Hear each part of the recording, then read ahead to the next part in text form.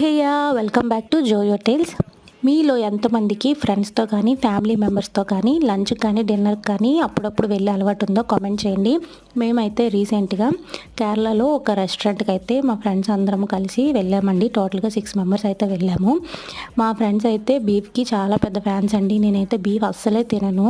So 5 members కలిపి beef ribs మంది బిర్యానీ అయితే ఆర్డర్ చేశారు. దాంతోపాటు మయోనీస్, సాలెడ్, అలాగే గ్రేవీ కూడా ఇచ్చారు. ఇంకా వాటర్ బాటిల్, పెప్సీ కూడా తీసుకున్నాము. నేనైతే బీఫ్ తిన్ను కాబట్టి పెరి పెరి చికెన్ మంది అయితే తీసుకున్నాను. ఆఫ్టర్ లాంగ్ టైం కేరళ వచ్చిన తర్వాత ఇదేనండి స్పైస్ ఫుడ్ నేనైతే తినడము. ఒక్కసారిగా స్పైస్ లెవెల్స్ అన్నీ యాక్టివేట్ అయినట్టు అనిపించింది. చాలా బాగా అనిపించింది. దానికంటే కూడా ఫ్రెండ్స్తో కలిసి చాలాసేపు హ్యాపీగా మాట్లాడుకుంటూ టైం అయితే స్పెండ్ చేసాము. చాలా బాగా అనిపించిందండి.